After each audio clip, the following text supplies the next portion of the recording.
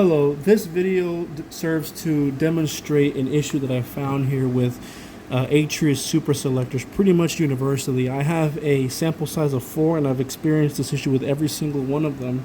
And this here is a configuration of a mil-spec trigger from Schmidt Tool, completely unmodified trigger tail, and a unmodified Atrius selector with an untuned lever. So the issue has to do with, my opinion, it has to do with the camming portion of the lever being too tall. The camming portion just simply has too much material, and this is resulting in triggers that won't time quite right, especially whenever the hammer is depressing. So this, just to keep it short, to keep it brief, I have here a completely installed trigger and selector to demonstrate the issue. So you're not going to find the issue at all if you're manually function checking this as you normally would expect. You're going to usually find this issue with a upper receiver installed, or if you're pressing the hammer down in the forced reset position. So again, you're going to do just a really quick here manual function check. So right now the selector is in the safe position. So we have ample trigger travel here, but not enough to release the hammer, so that's a good sign. We're going to set it here to semi-auto and have a check here. So we have good trigger travel and enough to release the hammer. If we release it slowly, no problems. And the pull is nice and smooth. Something to note here is that you'll see that you have a greater travel in semi and a smaller travel in safe, so that's a good sign. So now we're going to go into the forced reset position, and you'll notice that if I'm not depressing this hammer, or if I don't have an upper receiver in place, this issue does not become present. So you will pull the trigger, set the trigger back on the disconnect, holding down the trigger, we're going to push this back, and this time's just fine. We're going to again hold pressure on the trigger, bring the trip bar back home, and the hammer is released. No problems at all. However, the issue presents itself here. The issue of this camming portion on the lever being too tall presents itself with the hammer being depressed as if the gun is cycling. Notice here what happens as you're depressing the hammer, the hump right above the primary sear engagement on the hammer is actually causing this trigger to come back. You can see it just so faintly. Look carefully at the trigger. As I'm pushing this down, you'll see that the trigger just moves a little bit. And that motion there, that extra movement of the trigger tail coming up is enough to impede geometric proper function with the selector tail, or the selector cam, I should say, sorry. So if I push this back, so again, check this out. If I'm just on the disconnect, pushing this back with no additional force on the hammer, this just comes forward like normal, no problem at all. Not one issue. However, if I depress this hammer as if it were to be manually cycling, look what happens. So I'm pressing it here and it stops right here. We have a geometric prevention right here that prevents this from coming forward. If I keep pressure on this hammer, I cannot get this lever to come back without binding it. It's like this is a physical stop. I can push it past, but it's binding significantly. It's causing issues here. However, if I just have no pressure there, this binds over the trigger, or it moves over the trigger tail with no problems at all. But imagine if you have an upper on this and you're pushing this back, this is no longer able to come all the way back, and that can lead to the countless issues we're seeing with broken levers. So I have here another selector that's been tuned on a different receiver, and you can see that this one doesn't have this issue. Now I could have done better to tune it. I could have done a better job to tune it because it doesn't have the most smooth function to the rear, but I'm going to do more tuning later on. But this demonstrates an example here of a hammer that fits just fine. So this comes all the way back with absolutely no binding. So if I push this hammer all the way to the bottom and I push this back, it's able to come all the way back without being stopped. It stops a little bit here because I didn't remove all the material I could, but it's enough that in cycling it's not gonna, like, the lever's not gonna come farther than this, but this can go all the way down here. So I have another example here. Here's another receiver just to demonstrate here. So if I put this into the super safe position and I push this hammer down, this is able to come all the way back. Actually, I did a better job on this one than the other, but you can see that there's no binding at all. I push this all the way down. You can see very clearly that the trigger is moving back If I push this all the way down, this can come back without problems at all. Nothing, no problems. So there's no binding here. And I have here, so this original receiver I was demonstrating here, this one is completely untuned. That has that problem. It does not come back farther than this. And what I decided to do was that I believe the absolute, there's really three different ways to fix this or to tune this, in my opinion. So I'm going to kind of demonstrate this here with some parts. What's happening here is that as you have your primary engagement surfaces here on the sear of the trigger and the sear of the hammer right here, these are your primary engagement surfaces here. What's happening is that here you have the normal setting of the hammer. Now I know this is a super safe trigger, but you get the point here. And you know what, just so there's no reason, let's have here this unmodified trigger here, right? So we have here primary engagement surfaces here. What's happening is that as you're pushing this hammer down here, pivoting, what's happening is this little hump right here, this is your over travel stop on your trigger. This is coming down and pushing the trigger here down, which is causing this to come up. So if I push this down, this is going to cause this to come up. This is an exaggerated view here, but you can see that as you push this down, this comes up. And I'm going to demonstrate this with pretty much every receiver I have on hand right now.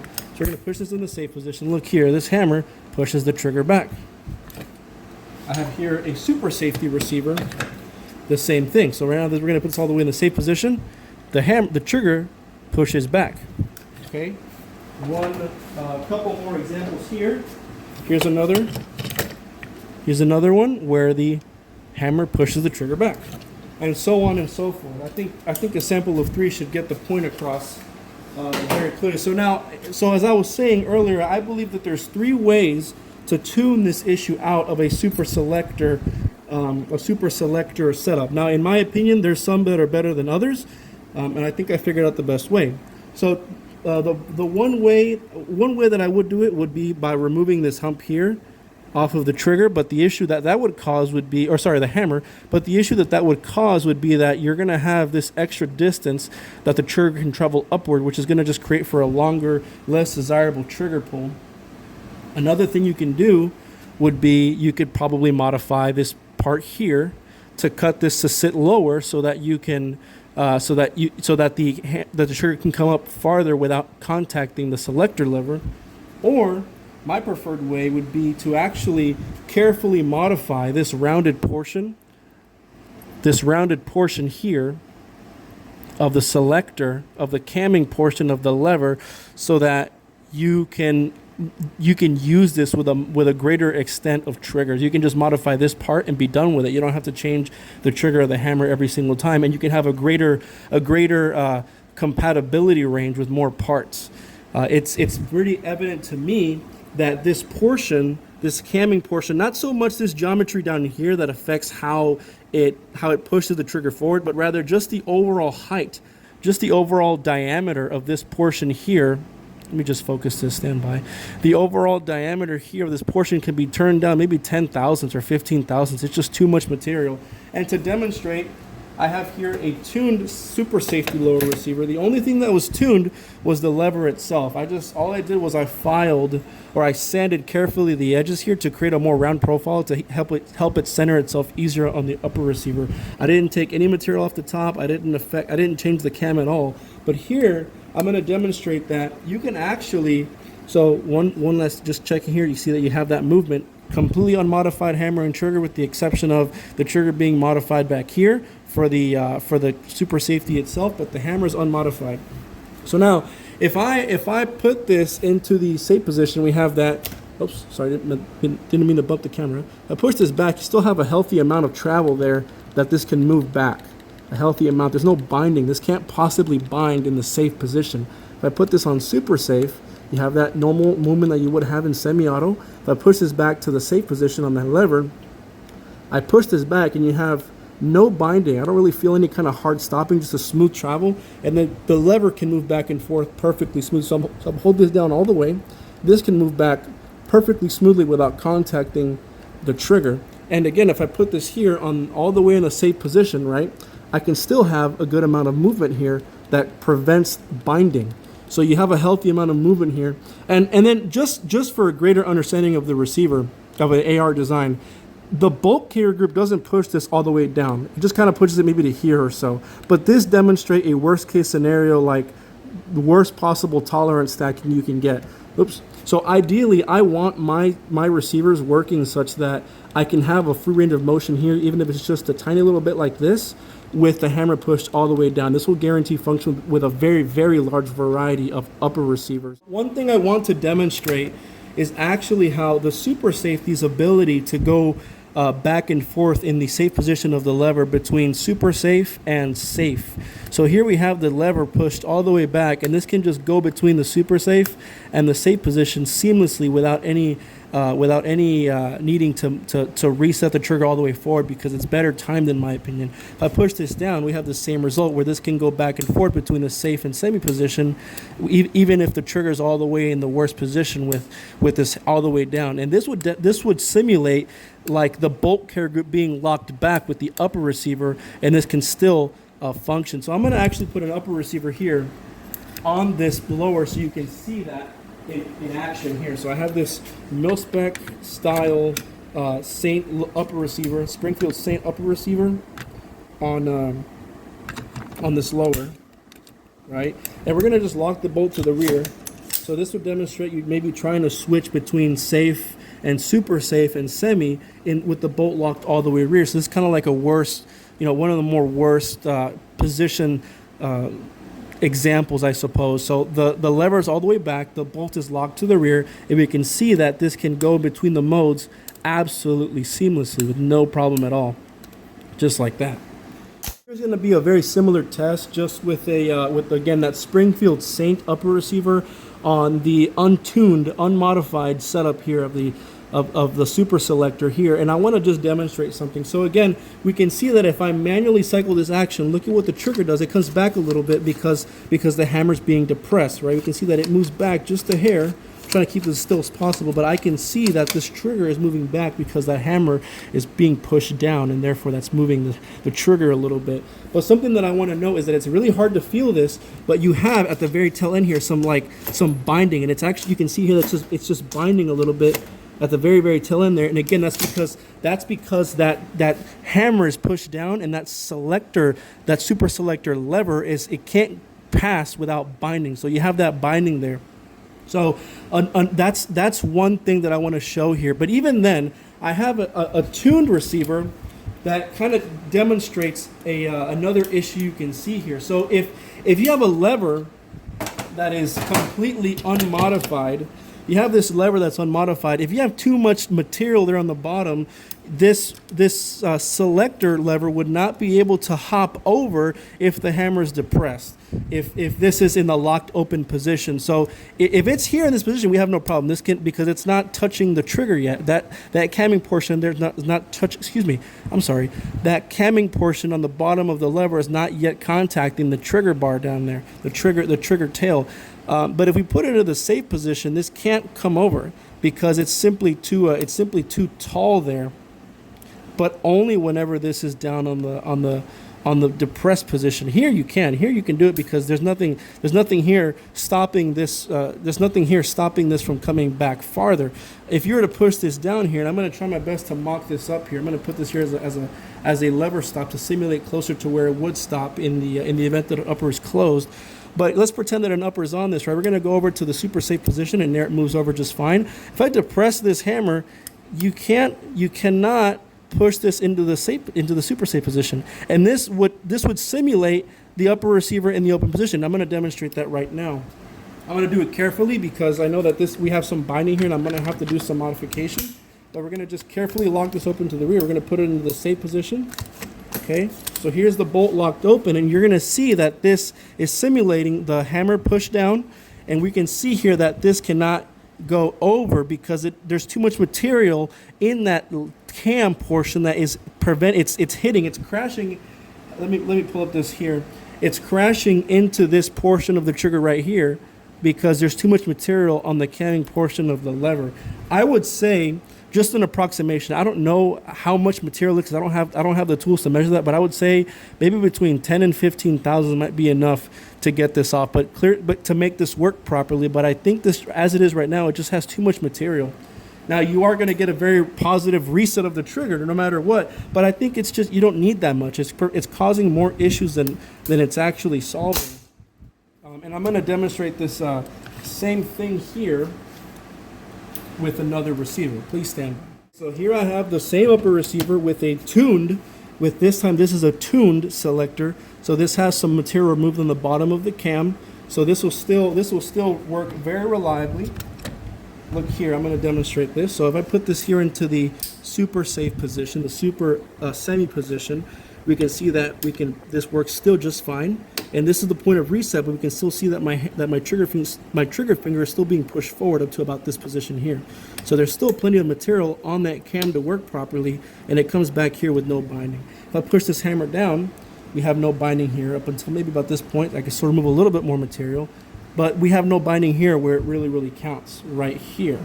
Perfectly smooth. So now I'm gonna put this upper receiver and close it on here, and we're gonna again lock this to the rear. And I should just note that since this is tuned, I've removed material from the camming portion. This has a perfectly smooth travel from the front to the rear. There's no binding at all down here, and there's no contact unless I'm pulling the trigger and I'm making this contact the cam.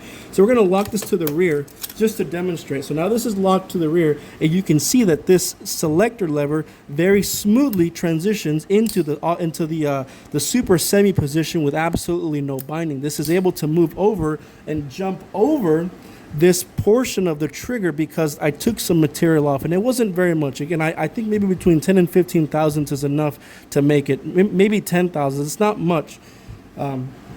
But just something to consider there. This is an example of this one here, that this one worked just fine. Again, it's able to jump over that no problem. It's able to jump over the trigger tail without any problem. Okay, so here I have a disassembled selector. This is my fourth sample here. I've had 4 samples here, and 3 out of the 4, because I haven't installed this one into any gun yet, but 3 out of the 4 examples all have the same identical issue to the same identical extent. But I sincerely believe that what it is not this curvature that has the issue, but I think just the overall diameter here is just too much. There's just too much material here, and it's causing contact with the trigger when you don't want it. Again, whenever you're depressing the hammer and causing the trigger tool to come up, you have contact here, and that hammer depression would be caused by cycling the gun or by just trying to manually function check it. Again, I like to make mine work in the worst possible conditions to the best, most efficient way. And I really sincerely believe that if you were to just reduce this OD maybe 10 thousandths, that would be enough there to make it work across a greater variety of parts. Because you already have too much, in my opinion. There's just too much here. I think something closer to a super safety would be much more reliable. You'd have a greater parts compatibility with more aftermarket parts. It would work better with mil-spec designs, and I think this is probably one of the root causes of those breaking levers. That geometrical binding there, maybe if you stack tolerances just right with an out-of-spec receiver or something, I think that would cause it to break. If you just have a physical prevention from this to come back, if that trigger is just up above. So I wouldn't change anything here, but rather I would reduce this overall diameter here, maybe just a little bit. 10 thousandths I would think is fine. I'm sure you know exactly what portion of this is actually contacting the trigger. From my understanding, I think it's just from here all the way to about here that it can travel, provided that this stops at about the point of the takedown pin in the rear. But if you want to just play it safe, you can just save the time on the machine operation and just profile this one thing here about 10 thousandths smaller OD. And I think that would fix your problem. So I really hope that you'll take into consideration the feedback I provided. I really sincerely believe in your product, and I think that your product's feature set is one of my absolute favorites. It's just this one deficiency that's making me tune every single one of them that I look at. Again, so far we have a sample size of 4.